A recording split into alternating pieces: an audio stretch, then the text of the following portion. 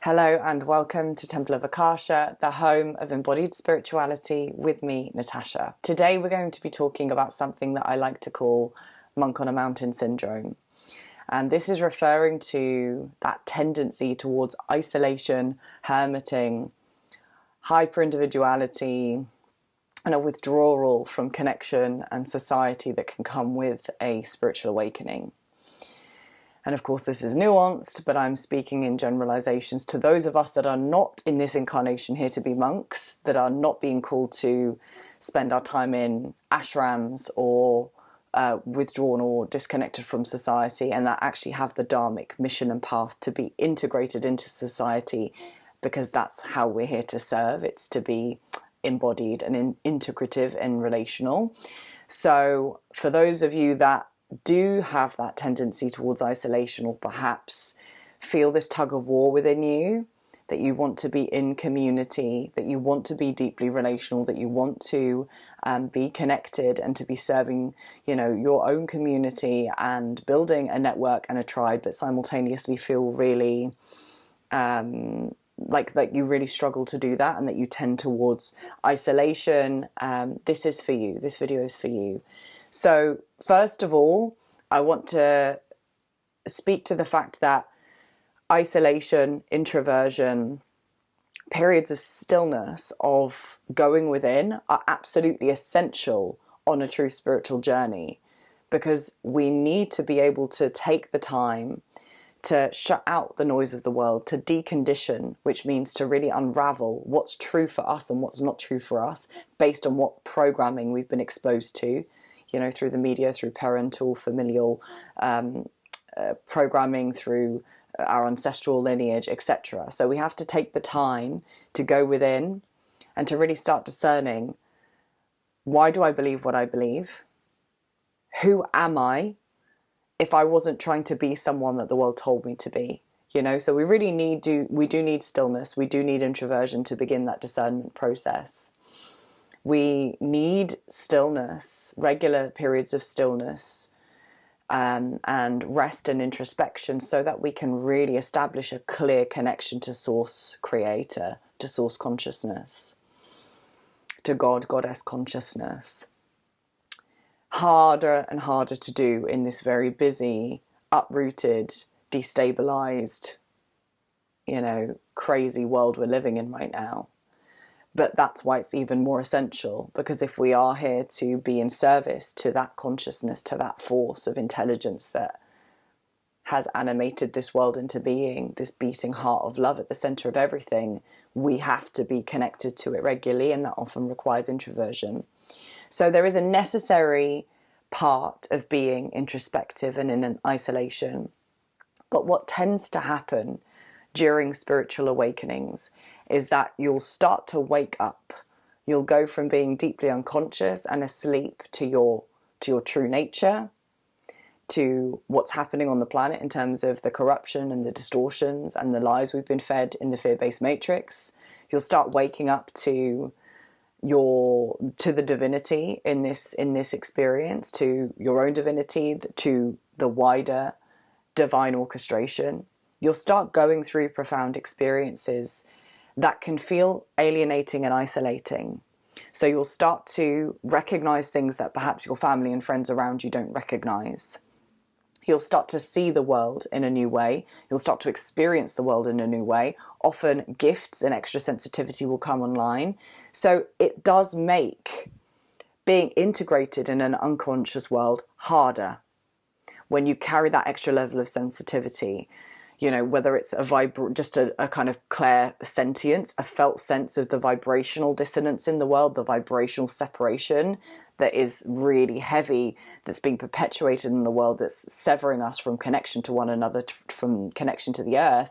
If you're clairsentient, you'll feel it, right? And then many other psychic gifts start coming online when we start to open up to our soul's wisdom, and to the gifts that the God Goddess has given us in this life. And so when we start to awaken, naturally, there is this natural withdrawal process that comes, because we are no longer feeling a resonance with the established systems, with the established groups that we had prior to awakening.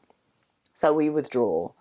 And then what I see happening often, especially in my clients, is that they stay in with this withdrawal, in this isolation, in this sense of alienation. And there are a couple of reasons for this. A lot of the reasons for the people that I'm working with directly, and the people in my community, is that we've actually had many incarnations, especially those of us that are really, dedicated and devoted to embodying our spirituality, to opening up and awakening to our true spiritual nature in this life. As we know, it's not everyone's path.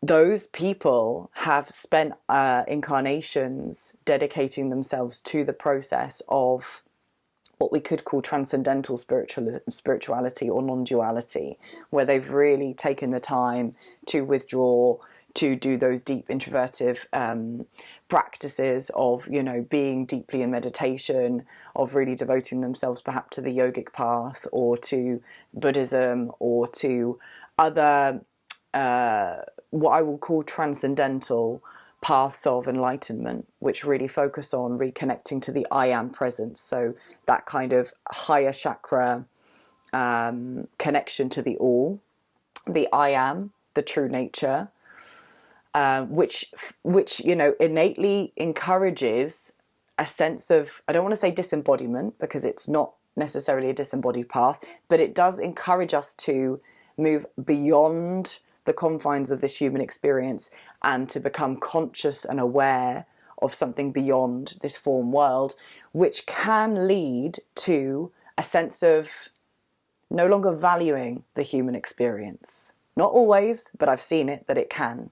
That the more transcendental we are in our focus, the more disembodied we can become, the less connected we can become to our humanity. I believe we're in a time now which is asking us to ascend our consciousness, but to simultaneously descend that awareness into this humanity. Not to escape, not to want to leave this human experience, as I've done for so much of my path, but to actually take the awareness we have of our true nature and to descend it consciously into our humanity, to fuse spirit and matter. That's why my path and this channel is one of embodied spirituality. It's to fuse the two, the I am with the individual and, often messy, polarized, duality-based human experience. So many who do favor this path of isolation have, as I say, had a tendency towards, in other incarnations, really focusing on re-establishing connection to the I am presence, which is for me really fundamental, because it reconnects us to the masculine principle of our consciousness, which is the container. The I am presence is the container. It is the witnesser, the observer, the one which holds the experience, this stabilizing stillness, if you like. So that's a really important aspect of our consciousness to cultivate, because it holds our ability to hold our humanity, right? When we develop our ability to observe and to witness, we can become non-identified with thoughts. We can start to observe the reactivity of the emotional body. We can start to notice, without getting sucked into, the animal body, biological nervous system responses that might be playing out from fear-based conditioning and trauma. So this is a really essential aspect of our consciousness to cultivate, this ability to witness, to observe, to be present. But the tendency towards isolation is also often driven by people being exposed to insecure or unsafe attachments in their lives, right? Especially in early childhood. And what this does when we are, as highly sensitive children, exposed to relational experiences that feel unsafe or that aren't secure, i.e. they don't feel safe to our nervous systems, we aren't met with the love that we desire, with the safety we desire, whether that's physically, emotionally, mentally. We aren't getting our needs met from our caregivers. What this can do is seed a sense that I need to hyper individuate. I need to become an island because I can't rely on those, you know, those around me to meet my needs. I have to meet my needs. This is a very prevalent way of being in people who are dismissive avoidant in attachment theory. And so there is this tendency when we've had unsafe relational experiences to not trust relationships. And therefore, on the spiritual path, when we're becoming more vulnerable, more exposed to our true nature, the idea of then trying to reintegrate into our established relationships that may not be conscious feels far too ominous, feels far too scary. And so there is this tendency to stay stuck in isolation, to stay stuck in alienation, to hermit, but to a degree which severs us from connection, from community, from being integrated in a relational way in society, which to me is not healthy. As I said, there are two paths. We've got the ascending and the descending path. The ascending path being concerned with the I am presence, the descending path being concerned with embodiment. Now, embodiment is a markedly feminine principle. The feminine consciousness is coming online, is reawakening in many of us on this path at this time. And it's absolutely fundamental that it does reawaken and become integrated, because without the tempering of our feminine principle, that is deeply relational, that is concerned with the connection of the all, that does feel and know the interconnectedness of all beings, that does want to be in connection with the earth, with tribe, that does want this heart connection, which allows us to connect to our humanity and our compassion, allows us to transcend these fear-based destructive ways of being without reconnecting to our feminine principle. We are not tempering this transcendental need to observe without being embodied, right? So I'm not saying one path is better than the other. I'm saying that we need an integrated approach as a humanity if we wish to survive at this point, right? So it's like really being aware that this need to be relational, this need to be in relationship, in community, in tribe, to be vulnerable, to be intimate with others, to be intimate with our earth again, with our earth mother. This is a markedly feminine principle, and it's coming online now.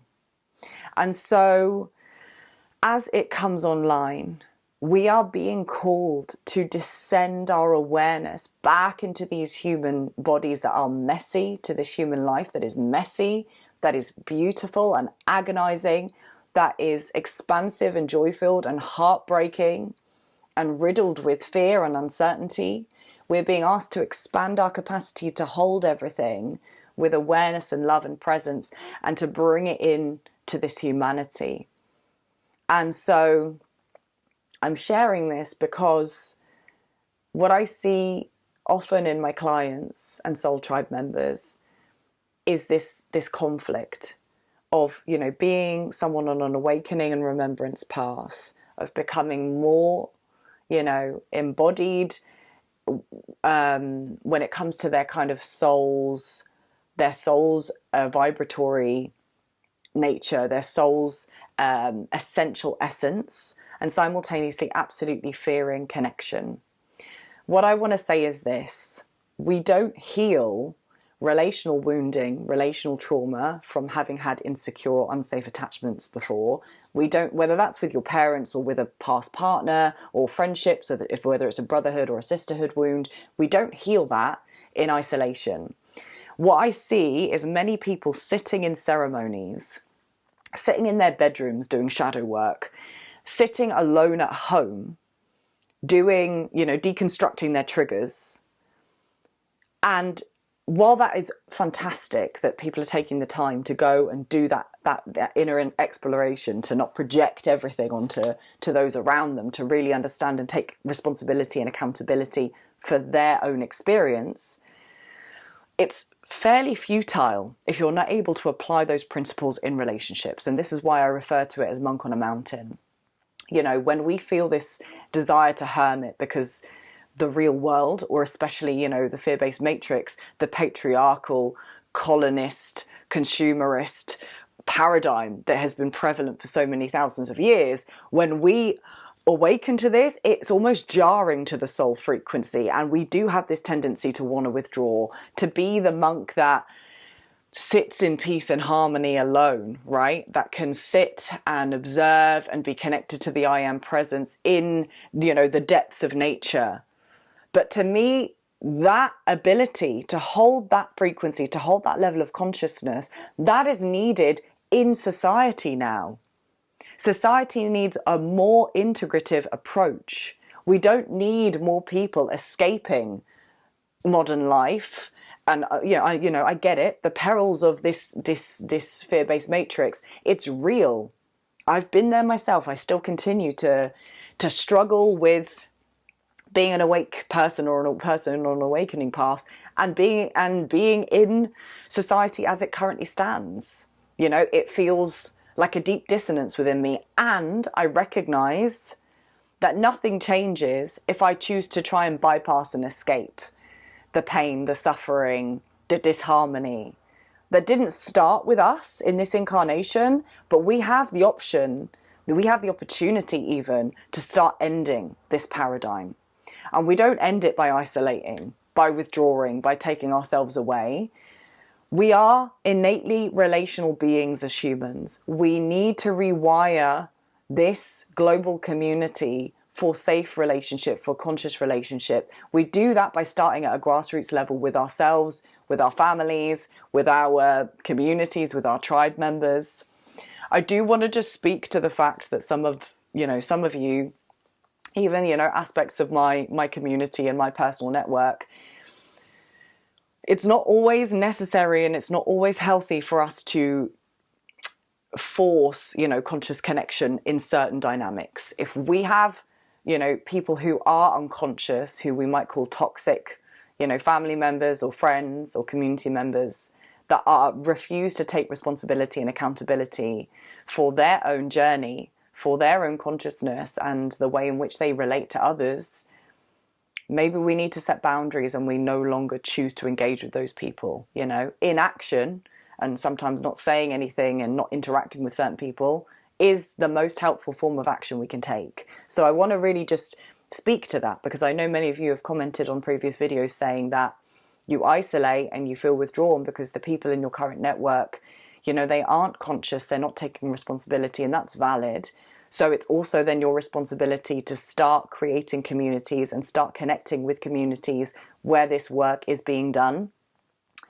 It's not sustainable to be awake, aware, to be a deeply feeling, deeply relational being, and to do this alone. You are not an island. You were not designed to be an island. And as I really dive into decolonization work for myself to make sure that I'm really inclusive in the work I do, I'm seeing that this tendency towards individualization is a very colonial trait. It's very much the mindset of the conqueror, to want to fragment from the whole. It's a very mother-based energy. It's very much the frequency of the divine mother, of the goddess, of integration, of relational ways of being, to want to unify. Okay, it's the wounded masculine and the colonizer and the perpetuation of patriarchy that wants to fragment, that wants to individuate. And so we're striking a balance right now on Earth of reconnecting to our individual needs, because we do have individual needs. We are in human bodies. We do need a healthy degree of individual ego to be connected to these bodies. And simultaneously, we need to be able to move beyond this hyper individualization, this hyper focus on me, right? Which I often see in the spiritual community. It can become, a selfishness can be breeded, and also this sense of isolation can be breeded, which isn't healthy for the individual or for society. So we really are straddling this line now of reconnecting and giving ourselves what we need, being self-sourced, in that we reparent ourselves. We start showing up for ourselves in the ways that perhaps the people in our early childhood couldn't, and we start rewiring our nervous systems for safety. We start reconnecting with our bodies as a safe place. We start we start doing the inner work to make sure that we're meeting our own needs. And simultaneously, we also need to be aware that we are part of a wider network and community of life on this planet. We are part of a wider web of life that is all connected by spirit. And so we have a duty to ourselves and also as awake, aware, conscious beings to this wider web of connection, which right now is in such turmoil and disharmony because of these very wounded ways of the past, because of colonialization, because of the patriarchy, arguably because of the multidimensional and interdimensional influence here on Earth that does not want humanity to thrive. And we are much stronger when we collaborate, when we come together, than when we individuate and try and be islands and stay hyper-focused on our needs and hyper-focused on survival needs. Because this is another thing that has come with the fragmentation of the tribe. I see it so much in raising families where a family unit or even an individual, because they're trying to do it all by themselves, they struggle to meet their basic survival needs, when actually when we focus on an integrative approach or a relational way of being, when we start focusing on reforming communities, reforming the tribe, the responsibilities are shared. The weight of being in this human experience is shared. We're held in a container. We're not doing it alone. And that's another reason why it's so important that we move out of isolation and into seeking community spaces, conscious community spaces, creating conscious community spaces. I believe those of us with awareness, who are on a conscious, awakening spiritual path, have a duty to be the bridges to this new way of being, which you could argue is a very ancient way of being, but we're fusing it with an ascending consciousness now. So we're infusing it with a wider awareness of the interconnectedness of all things, of our multidimensional nature, and we're really bringing it back into this human experience, which needs to be elevated out of these old toxic paradigms. And it doesn't happen if we withdraw and bypass and avoid what's going on. It happens by getting stuck in to relationships. It happens by getting stuck in and saying, I know I've got the resilience. I came in with the awareness and the resilience to rebuild in a better way, in a more harmonious way. And that's what your soul is deeply yearning for. If you really check in, we're yearning for reconnection. We're yearning for intimacy. We're yearning to return to the earth because we've been severed from our living mother. We're yearning to return to the ways that our ancestors knew, but with an expanded sense of awareness about what is possible in this world. So we're no longer limited by perhaps not having, developed mindsets about certain things. We actually have such a wide range of experiences. We have a globalized world like never before, so we can really sense into our interconnectedness in a way we never could before, in a way that our ancestors couldn't. So we're very privileged, and it's time to use our privilege to build a new way, to build the new earth. So I hope what I've shared today has made sense. I really also want to say that I do appreciate how difficult what I'm speaking about is. And I would like to end by saying that the only way to begin this process of, coming out of hermitage and back into relationship, back into community, is by actually making the choice to do so and being persistent in finding the spaces, places, or creating them yourself. I've been there, right? I'm a 2-4 projector in human design, which means I'm the hermit opportunist, right? I know the hermit frequency very well. I need it, in fact, to thrive in this life. I need time alone.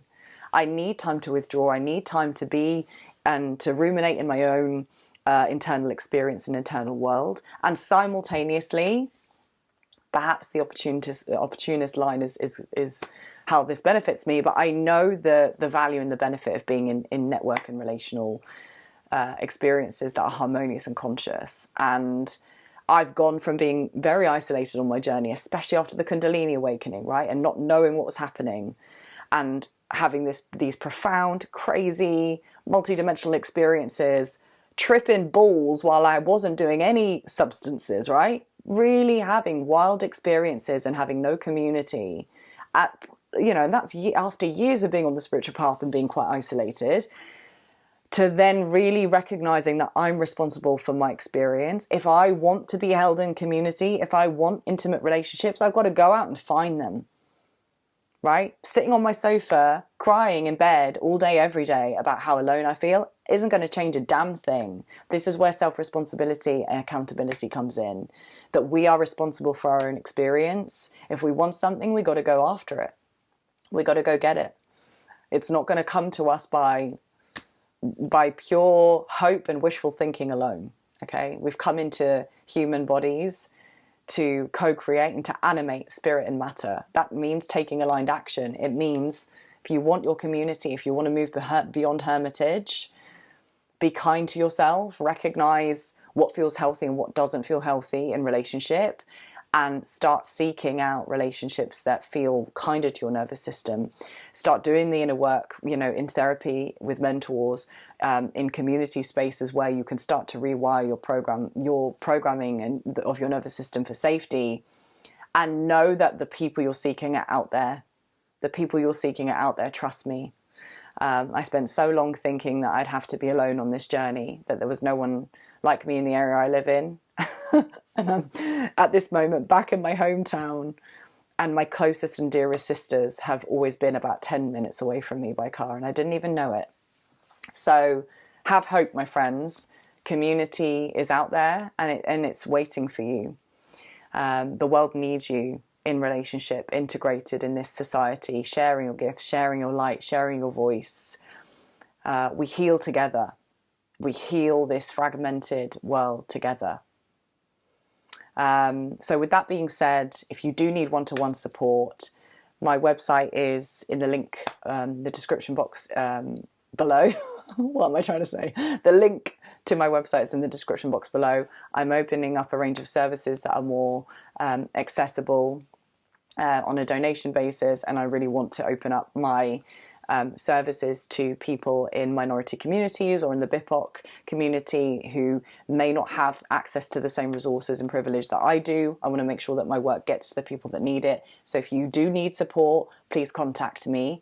The world needs those of us in privilege and with resources to hold space now more than ever, because the world is struggling, and the world will continue to struggle, because we are going through a profound shift at every level.